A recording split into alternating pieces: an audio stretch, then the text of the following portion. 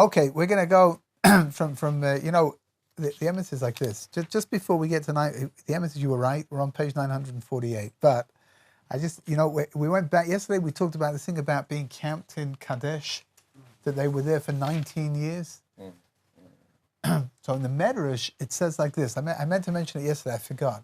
But in the Medrash, it mentions like this, that how come they ended up camping in one place for 19 years? As yesterday we mentioned that they were really wandering around in the desert for 38 years. So it's really half of the time that they were there.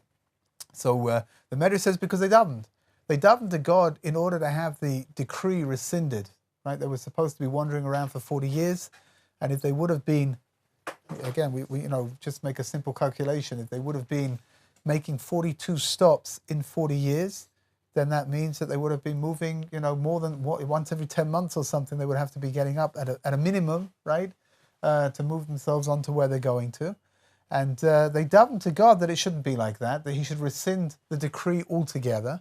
And HaKadosh Baruch Hu, instead of rescinding the decree, He alleviated it, which means that it was partially successful.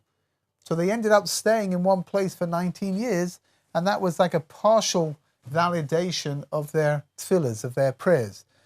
Of course, it was hard to move around. He was doing them a favor by letting them. Yeah, for sure. Stay. I mean, it was terrible. We spoke about this the last couple of days. You weren't around, but this idea of uncertainty. You don't know how long you're going to be somewhere, so it's very difficult. It's very difficult to remain in a state of tranquility when you get unpacked. There were a few times when they unpacked and they set up tent and everything, and then they just had to get up and go again, without even staying there for any length of time at all, which is very, very difficult. So HaKadosh Baruch Hu in His kindness gave them 19 years in one place, but the Jewish people didn't know they were going to be there for 19 years, which means they still have that uncertainty resting upon them. But what they're not going to have at the end of the 19 years, they don't have that incredible, upheaval of having to pack up and get going and not knowing where you're going. You just follow. Just follow the pillar of fire or follow the cloud. And when it stops, that's when you're going to sit down and that's when you're going to start encamping again.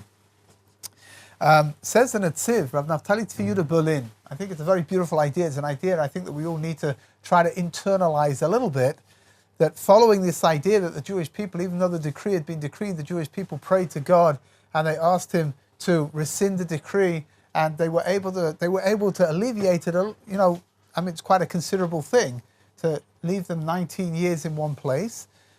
Says Rav Naftali Tzvi Yehuda Berlin that from here we should really learn never give up.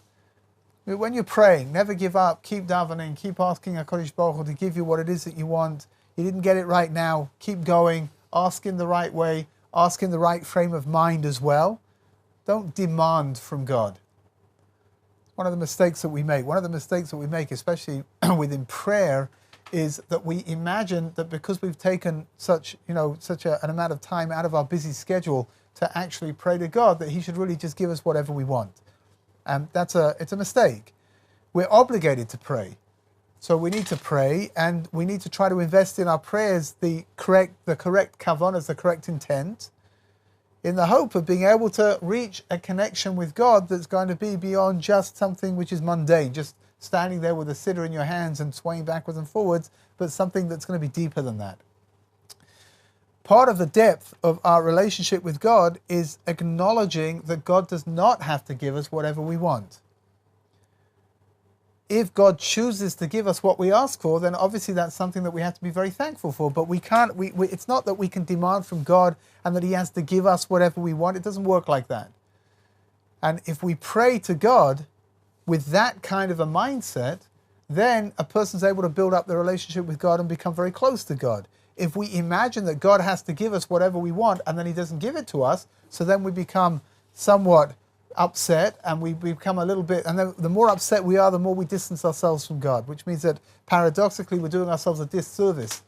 When we pray with demands and we expect God to answer them and He doesn't answer them, we end up drawing further away from God rather than becoming closer to God.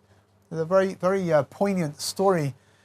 Somebody once came to the Ponevezher Rav, the Rosh Hashiva of Ponevezh, Rav Yosef Shalom Kahneman, and he says to him, Rebbe, he says, I pray to God all the time. I ask him, I pray, I beseech, and he's not listening. And the Panovich Rav told him in Yiddish, he said to him, he's listening. He said no.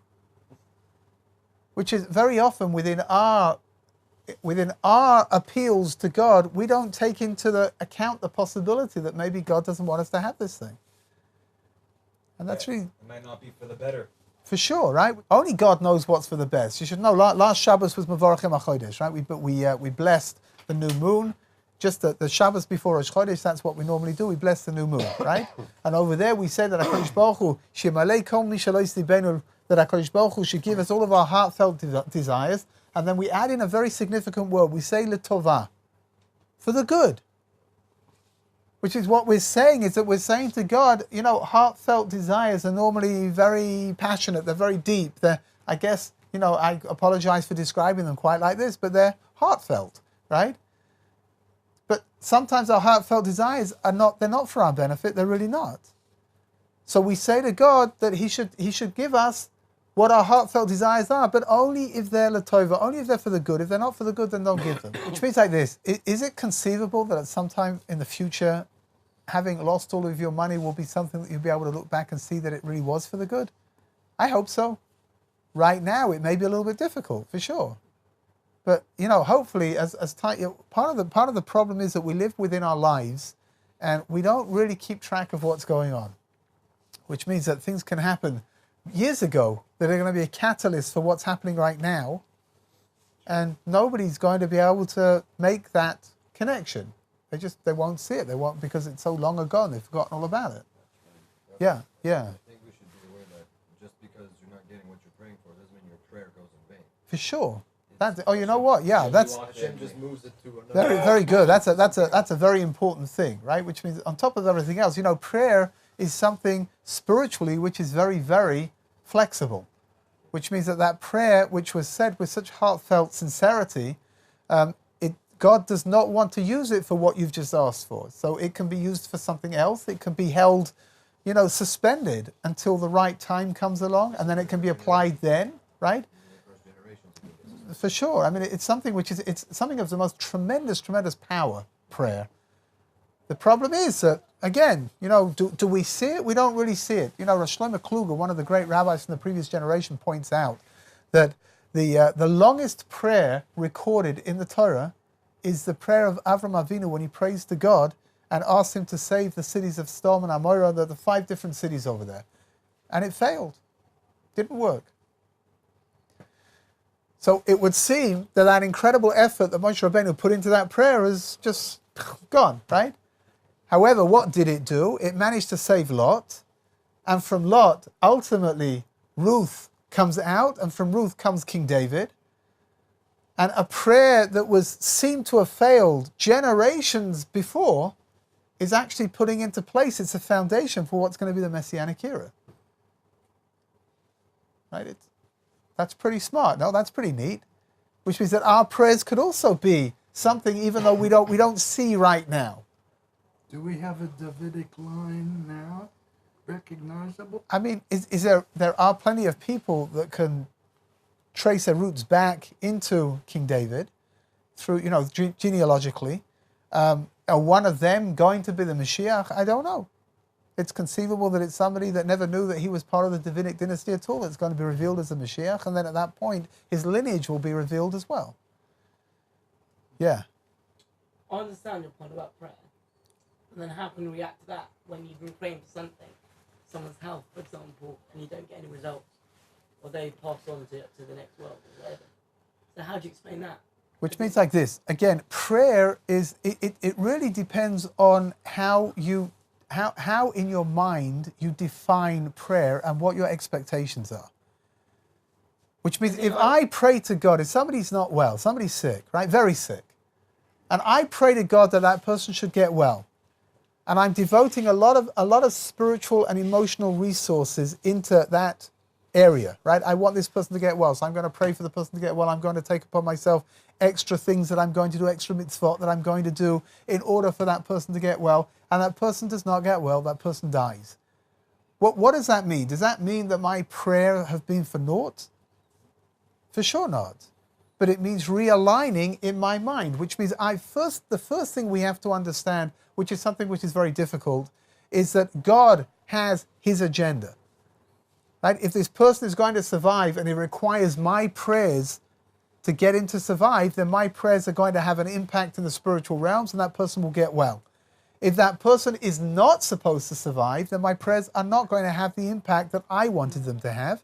However, they will have an impact in the spiritual realms. No matter what. No matter what, There's yeah. a big difference that I had because I faced two situations recently. One with my grandfather was ill, the other one with my grandmother was ill.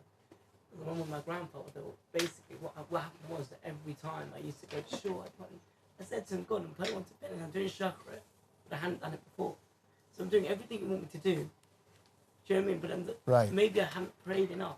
Maybe it was because I didn't. Do you know what I mean? And then with my grandmother, I'd gone to shachrit for a longer time. And I'd been praying already. So it wasn't like I was only praying for that. And the second that ended, that situation ended, my prayer stopped. Do you know what I mean? And that's what happened in the years previously with my grandfather. Which means that, it seems to indicate that maybe there's a misconception of prayer. Right? I'll tell you something else which I think is very, very fundamental, something very, very important, which is that if we believe that this world is the beginning of what's called in the words of Pirkei Avot, that it's a corridor into the world to come. Right? If we believe that there's a world to come, we believe there's something beyond what we have right now, then your prayers may not have helped your grandparents here in this physical world, but they're certainly helped in the spiritual realms, which means that your grandfather's walking into a spiritual existence which contains your prayers. Your grandmother is entering into her spiritual existence also with your prayers are there as part of what belongs to her in the spiritual realms. Which means first of all, it's a mistake to imagine that everything needs to happen only here in the physical realms. It's a mistake to imagine that if I pray for this person, then this is what needs to happen now here. Maybe it's an investment in the spiritual realms instead. That's why, Rabbi, there's a problem where there's a fine line between prayer and what can become superstition and then what can become avodah zarah. Prayer is a dangerous thing because when it makes you believe that prayer here, it's an interesting thing. Look, prayer is not a dangerous thing. What's a dangerous thing is my approach to prayer, which means if I misrepresent what prayer is, then it becomes something which is self-serving. We're brought up to say, do you know what, this is a conversation between you and God. You can ask whatever you want. For sure, here, but again, you have to understand, it's very important. You can ask God for whatever you want, but only, as the Ponevezher Rav said, if you're prepared to accept that maybe God will say no. If you're prepared to hear the no, then you can continue asking God over and over and over again for the same thing. There's no contradiction, however strange it sounds. God told me no this morning, so I'm going to try again this afternoon. And he said no this afternoon. I'm going to try again this evening, and I'm going to try tomorrow morning. And so long as I'm able to accept the fact that God said no, then I'm able to continue asking. If I imagine that God has to say yes, and each time I pray, he doesn't do what I want him to do, and I become more disgruntled, and I become more frustrated, in the end, that's going to lead to my saying, this is futile. What's the point? I'm not doing this anymore. We have a special bulletin board for Refuah Shalom for the sick people. So if we think that God has predetermined their fate, then why are we praying in that manner? Oh. Why don't we just pray directly? Good question, right? So first of all, I think there are a couple of approaches, which is we have no idea what God has designated. Right? Which means that the first person on the list, maybe it's been designated that person's going to pass away from the world, come what may. The next person on the list, though, he requires a certain amount of spiritual support to be able to make him well. That's dependent on the community, right? Which means the prayers that the community are generating, it's on a list, which means that maybe there are 10 people on the list. Some of them are going to be affected positively, some of them are not going to be affected at all, because HaKadosh Baruch Hu's got his plans, but we are going to pray according to what we see down here. Which means that we, being human beings, we see somebody is not well, And we say to ourselves, this person requires our help. How can I help? I'm not a doctor. How can I help? So I can help by offering my prayers. You should know that there's a very, very, very, very poignant moment. There was somebody called Nachshon Waxman, who was a soldier who was kidnapped, and there was an attempt to try and get him freed, and in the attempt to get him freed, he was killed. And like the three boys. Like the three boys, but it was a little bit different because the three boys were killed straight away. This fellow was being held actually not very far away. He was being held in captivity. He'd been kidnapped, and when they tried, they didn't realize when they went to try and get him out of there that there was a steel door that had been put in, and they were blocked, and in the meantime they'd killed him. And Nachshon Waxman, like with the three boys, like with an awful lot of what's been happening with the terrible things that happened inside of Klal Yisrael, generated, the whole time that he had been kidnapped, he generated the most unbelievable amount of prayers and tehillim that were recited for him, people that were from and people that weren't from. Everybody was praying for his well-being. Everyone was praying for his welfare. And during the Shiva, a secular reporter from one of the Israeli newspapers asked the father, you know, how can it be that the end result was as it was with all the prayers that were recited? So, you know, how can it be that God didn't listen? And he said something extraordinary. He's the father of the boy that was killed. He also said at the funeral, I think. Yeah, it could be. I don't know. I saw this. It was written up as a report that the father, the father of the boy that had been killed, he said that it's not that the prayers haven't gone to waste. The prayers are being used in maybe in different places. A prayer for the well-being of a Jewish child, maybe it's being transferred onto different children. Now, he didn't say this, but the soldiers that went in to get Nachshon Waxman came out unscathed. And they said that there was no rational explanation why that should have been. They were met with this steel wall that they were trying to get through, and in the meantime they were being fired upon, and they came out when nobody was killed over there. I'm not saying anything. I'm suggesting. But is it conceivable that the prayers that were offered up were some kind of a defense for the boys that went to try and rescue him, even though it didn't work for Nachshon Waxman himself? I don't see why not. Yeah, and they could have also been used in the next world. Who knows, right? I mean, the power of prayer is something which is potent. The only question is where and how is it going to be applied? That's not for us to decide. Which means that we leave that bit up to God. God takes the material and God decides where it's going to be applied and what He's going to do with it, and that's what we need to do. We need to accept that God is the final arbiter. That's what we have to accept over here, and that's what makes prayer a little bit difficult, because we want it so bad, and yet we still have to leave it up to the decision of God. Therefore, is prayer out of our hands. Is prayer out of our hands? The offshoot, the repercussion of the prayer, yeah. That's something which we bring into the world, and we allow God to do what He wants to do with it afterwards. Sometimes God uses, let's say, the three boys. They had to die, and they sometimes become the shaliach because of them to create other things. Also, and how? Don't forget, people were saying to them when they were dead already. Here, I mentioned a couple of weeks ago, I mentioned the most incredible idea, truly the most incredible idea. Those three boys were killed immediately. And yet, the Jewish people didn't know. But towards the end, they didn't want to know. Right, until it was finalized, everybody was praying. There was the most incredible sense of unity over here. It was unbelievable, something extraordinary. Yes, but the authorities knew, and they didn't inform the people, so there was a falsity in the whole investigation. That's okay. I'm not. This is not a judgment of what took place. Right. I'm not critiquing anybody. I'm just saying that the repercussion of the kidnapping of those boys and everybody being left in the dark for almost 3 weeks generated the most extraordinary amount of prayer.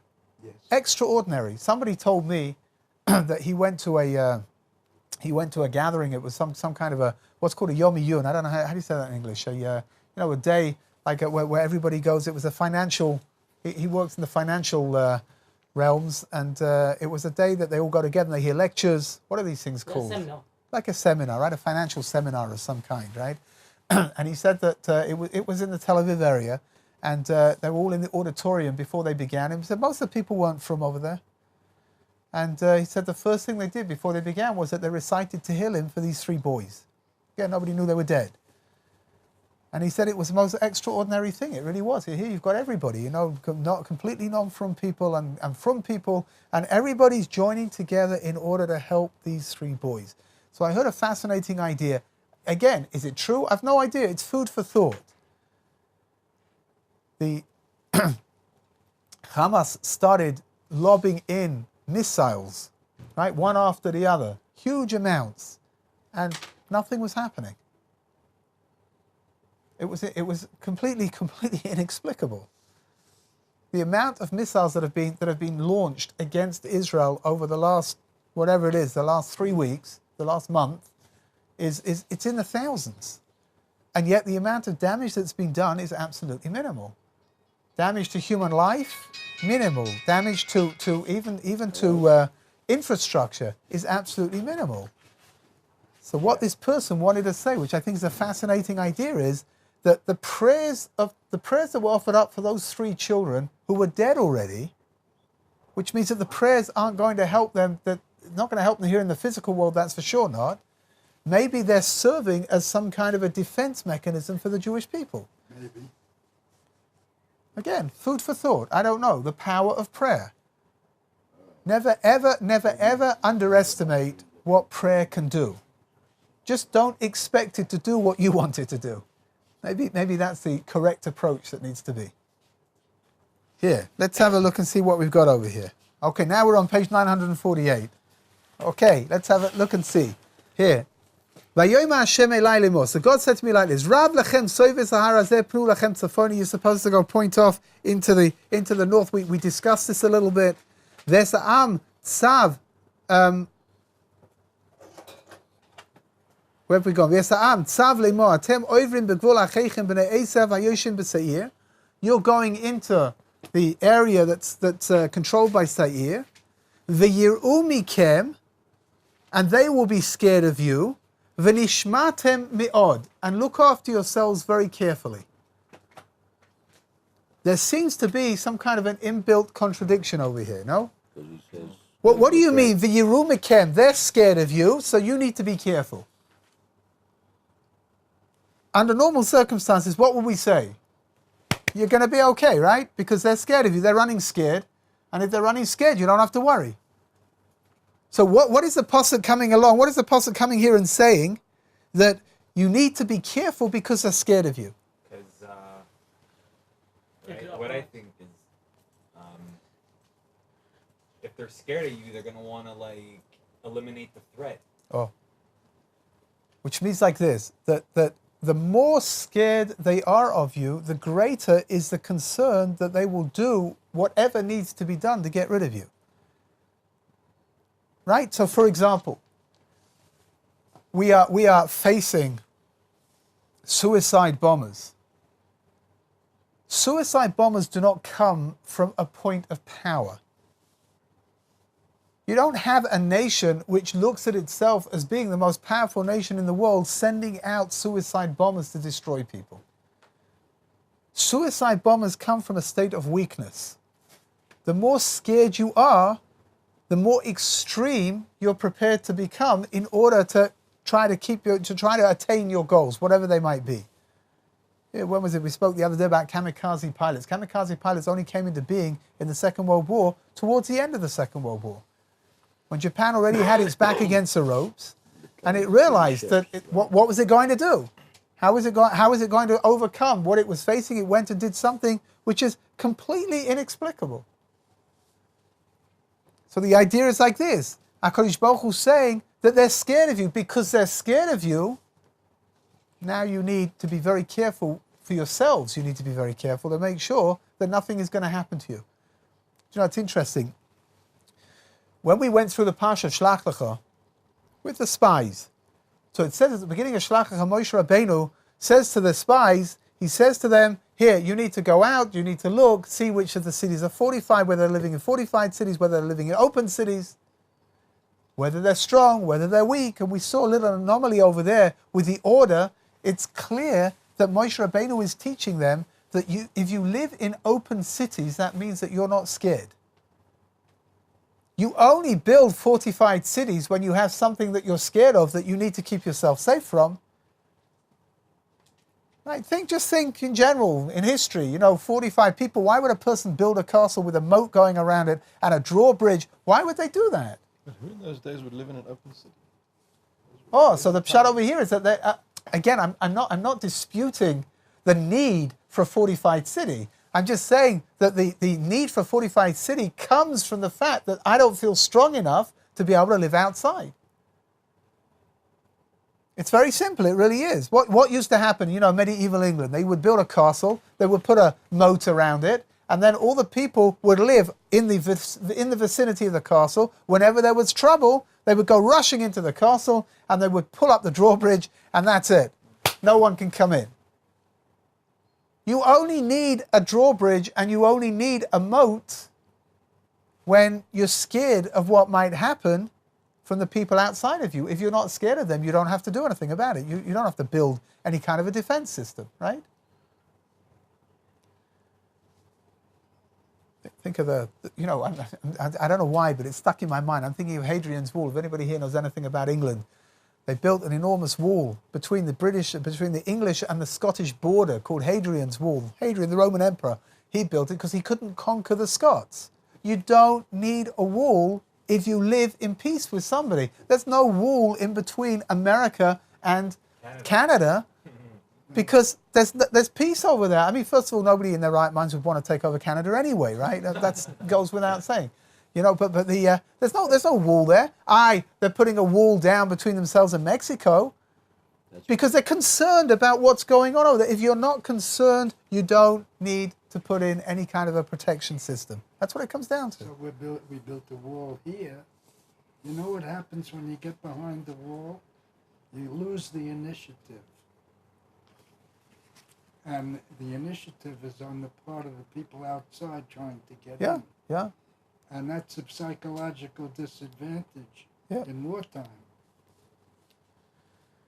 I think so. Yeah. They built the Maginot Line between France and Germany, which they were so convinced that this was going to keep them safe. They were so stupid. They concreted their guns pointing in the direction of the German border. You had the Brits at Singapore.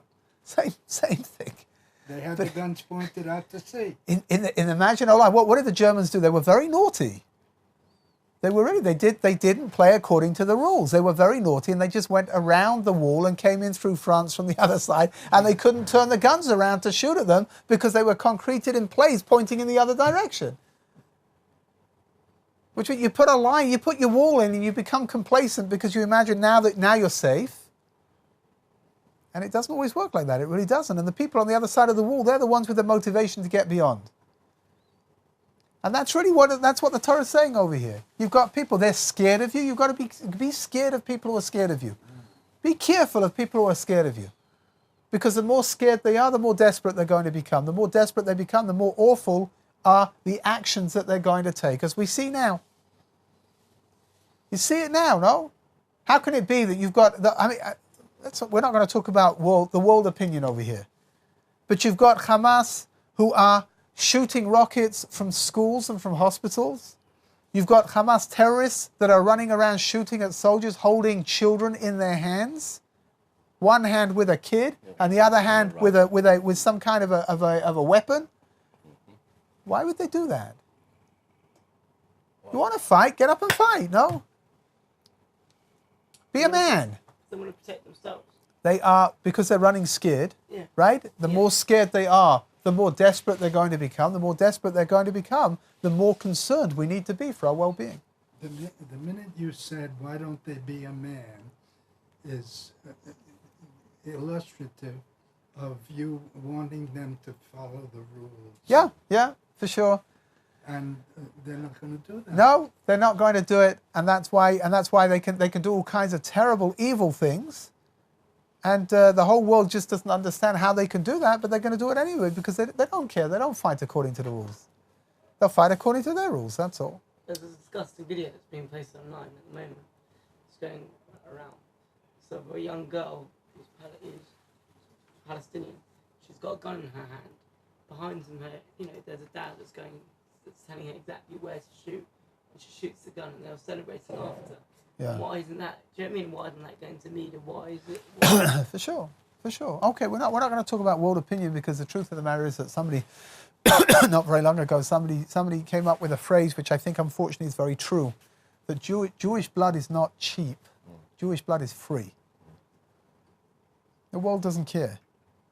They really don't care, and it's something which is that I think the world has reached a certain sense of moral bankruptcy, if you ask me. It's something which is really rather disturbing. It really is. I mean, at least get up and say, this is terrible. You shouldn't be doing it, but it's only Jews, But they don't even do that. It's something that we need to be concerned about, and that's what it's saying over here. The more scared they are of us, the greater do we have to be concerned that they're going to do things. The greater threat. For sure. What does that mean, though? Where to be concerned? Does that mean comfort people who are frightened of you, or just be careful and move on? No, you have to be aware that, that anything could defensive. Lenny, again, I'm not. This is going to come as a bit of a surprise to everybody, especially the way that we've been speaking over the last few days. But I am not I'm not any kind of an expert in warfare. I'm not somebody that the Israeli army comes to get advice about why things are the way they are. But if you ask me, Hamas launching thousands of missiles into Israel over the last few weeks, and they're really pretty ineffectual. Baruch Hashem, right? We've got this Iron Dome system which seems to be incredibly successful, but what's going on is incredibly ineffectual, and they're still sending them one after the other. And if you ask me, even though nobody did, right? But I think the reason that they're doing that is because they're not trying to inflict damage over here. What they want is a response. They want Israel to inflict damage over there, right? And that's something which is, again, only people who are... So they can show the world. Yeah, for sure. It's a psychological attack. For sure. For sure. Those rockets cannot be aimed. They shoot them off, and wherever they fall, right, they're random. Whatever they do, they don't even care. And if they work, they don't work, they don't care. It doesn't make any difference to them. They keep sending them because what they're interested in, again, it's just my opinion, right? Yeah. But what they're interested in is a response. The greater the response, how's this for a paradox? You're talking about, blood being cheap, right? The greater the response, the better it is for them. The more dead Palestinians, yes. The more dead children, the more dead women, the more hospitals that are hit, the more schools that are hit, the better it is for them. Doing that for you. Right? Does it make any sense? It doesn't make any sense at all, but that's the way that it works. But you should know something. It's not just here. It's not that they don't want us here. They don't want us, full stop, period. Why can somebody explain to me why people in Paris have to be beaten up by Arabs? Right? I understand if the Arabs they're upset about what's going on over here and they want to demonstrate in the countries that they live in order to show their connection with Palestine. Good, fine, okay. It's a democracy, right? Do what you want. But why do people in Paris have to get beaten up and people in Europe have to be beaten up and stores have to be looted and set on fire because of what's happened? Does that make any... Is there some kind of a justification over here? No. Copycat of Hitler, that's what it is. Because all it is, it's an attempt to get rid of Jews, full stop. So the views of Hamas are not just to drive the Jews out of Israel, it's to get rid of the Jews altogether. You're right. And unfortunately, in that detail, they tend to overlap somewhat with a lot of Europeans as well. So do you think what's going to happen now in the years to come, Europe will start being depleted of its Jewry, and there'll be like mass migrations to Israel? Jewish history has proved itself over and over again. There won't be mass migrations because the Jews are not smart enough to understand that they need to come here.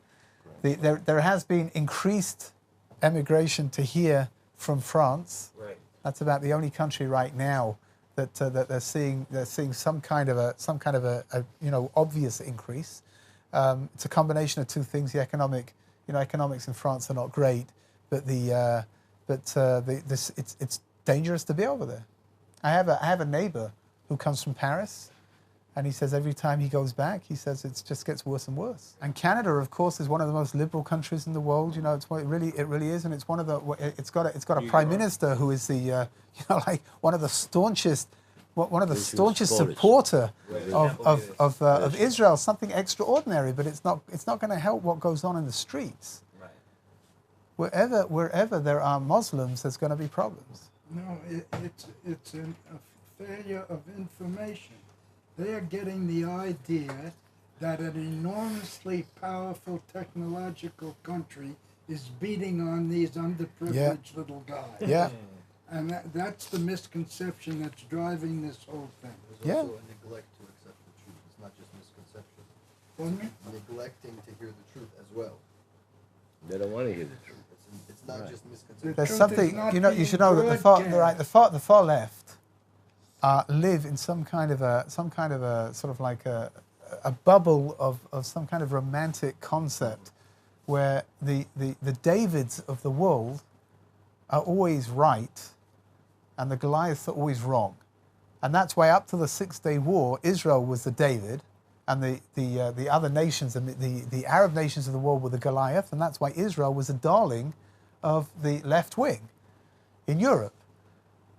Then they made the biggest tactical PR mistake they ever made was they won the 6-Day War, and they proved that they were incredibly powerful. And at that point, it took a few years, but at that point, the left started transferring its allegiance from Israel to the Palestinian cause, Kiviyachol, and that's what we're left with. And we're left with today. We played into their hands by what we did after the war. Yeah, for sure. But again, I'm just... And that gave them fuel for their argument. Good. Right. Fuel for arguments which, today those arguments are pretty asinine. They have no application whatsoever. But they're arguments which are used because they're great, because then you can bash the Jews. But people don't think. They just read the headline in Yeah. the newspaper. Yeah, 100%. And that's what's in their mind. 100%. So I guess the moral of the story is don't read. Just look at the funny section, I guess. No? Look at the pictures. Or read the sports pages. Even the sports, soccer game, Maccabi who went to play somewhere, the Islamic went ahead and attacked them, and it's right on the stadium. That's I don't sports. know. I don't know what happened. When I went to school, when I was in high school, many years ago, when I was in high school, there was the school was in a pretty salubrious area, and there was a lot of problems there were gangs, and because it was a Jewish school, there were a lot of problems, and every now and then, things would sort of spiral out of control, and there'd be gangs outside the school gates, lobbing in bricks and bottles and all kinds of things. And sometimes we'd phone the police wouldn't come because they were busy with other things. And so there would be an appeal over the PA system in the school for in my day they were called the sixth form, which is the last 2 years, 11th and 12th grade in school. The headmaster, the principal, would get on the PA system and he would ask for all the Israeli boys, right? All the Israeli boys in the sixth form to gather outside in the courtyard. They would get, 30 or 40 of these guys would go out into the court and they would let them out to take care of the gangs outside in the streets because everybody knew the Israeli kids were nuts, right? And it worked. Yeah. It worked. They let them out and that took care of the problem till the next time, right? And then they would just come back in and we would carry on classes again. It was like whatever. I don't know how we got to that. Let's jump to page 952. Jump around, getting to the end. At the end of the end. It's the last day of the week for us. So let's have a look and see.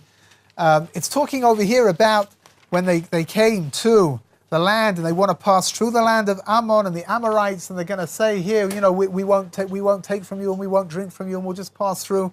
If you take a look at verse number 28, there's something rather interesting. It says, "Lo yasor yamin u'shmol, oichel b'kesef tishbereni."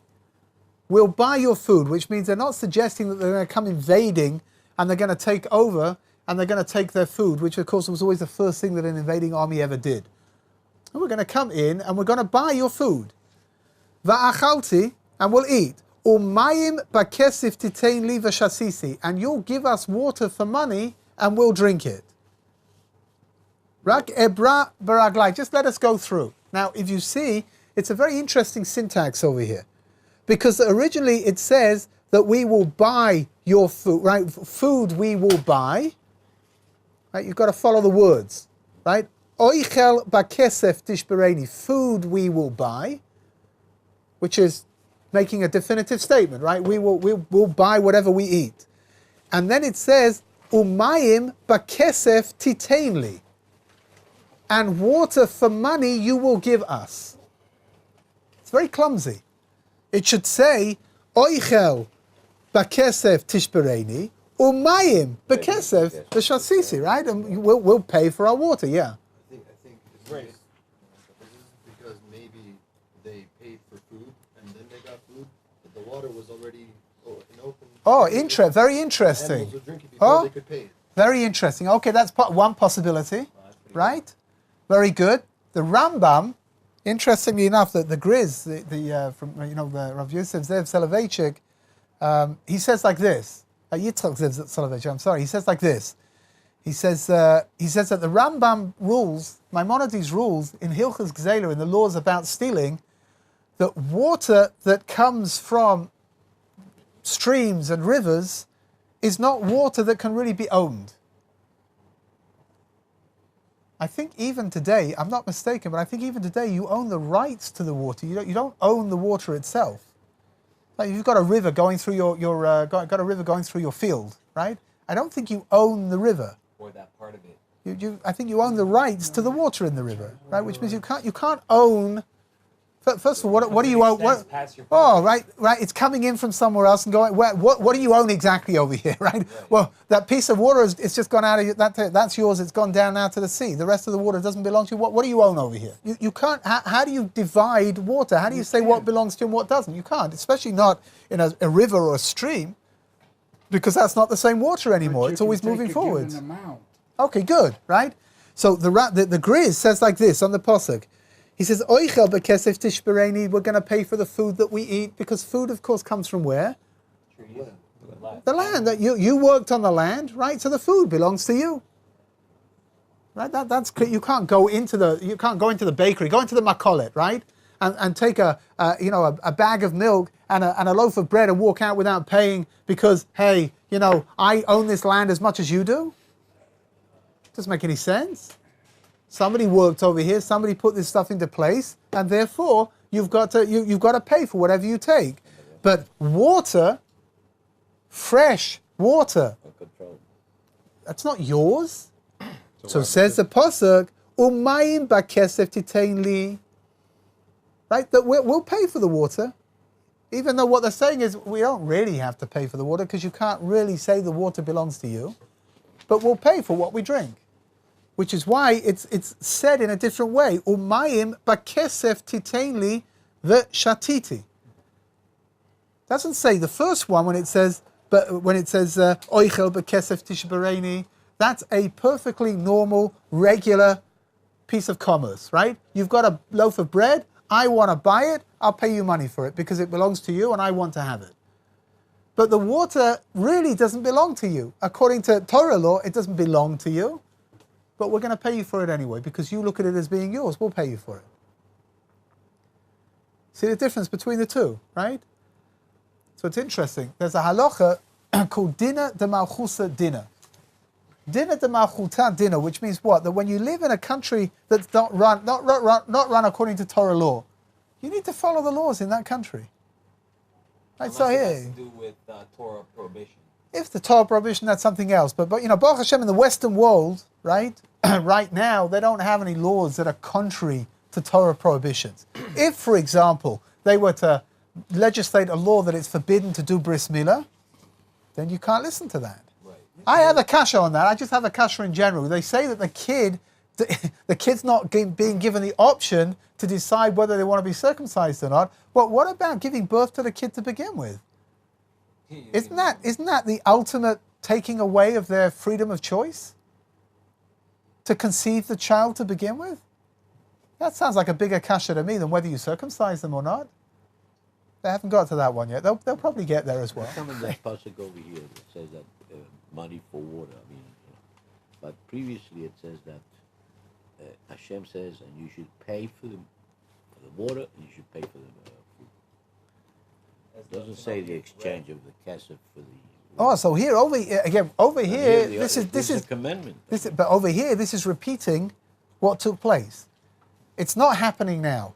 This is Moshe going back over everything that took place from the Exodus of Egypt until this moment in time. Which means over here, Moshe is giving a little bit of detail that it wasn't given originally. Which means that Moshe is coming along and he's saying that you imagine that you have to pay for the water because you've got to pay for water, right? And here, the Grizz is saying that it's not like that. He's saying that according to the Rambam, HaKadosh Baruch Hu is saying if you take their water, pay for their water, even though you're not truly obligated to do so. I wonder if what instructions he receives here applies for when they do reach the land that Hashem, our God, gives us. Like, is he saying that there's no difference? Is he saying that you're here and this is the way it's going to be for the food and for the water? No, this is only for going through these countries to get to Israel. Once they get to Israel, so then they have to conquer the land. But once they've been given the command to conquer the land, that means the land now belongs to them. Which means you go through a land, you go through fields that are full of wheat, for example, right? You can take that wheat. That's part of the laws of warfare. If you feel that it would be correct, you're not being met by people who are against you. They're happy to see you, and you feel that it would be correct to pay them for whatever it is that they're giving you, then for sure you should pay them. But the obligations are very different, right? In the land of Israel, the obligations are very different. I would go as far as saying like this. Again, I would say if somebody digs a well, right, we spoke about that on Sunday, the first class we had this week, but if somebody digs a well and they've put in a lot of effort in order to bring this fresh water out into the open, then I think you would be obligated to pay for it. He did the work. Right, it's like bottled water. Yeah, whatever. They did the work, right? So, you've got to pay them for the work that they've done.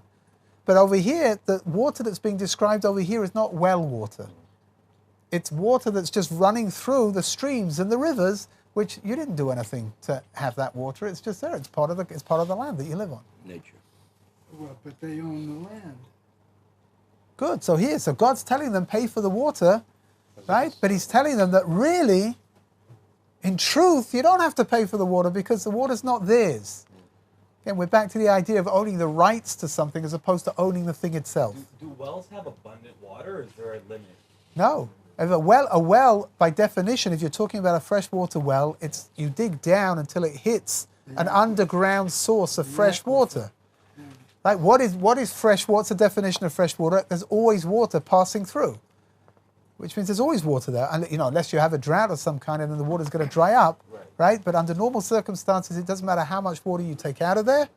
There'll still be more water running through, and you should know that was a complaint that against Abraham and against Isaac, that you came and you took our water. You dug wells and you took our water. There's no foundation to what they're saying.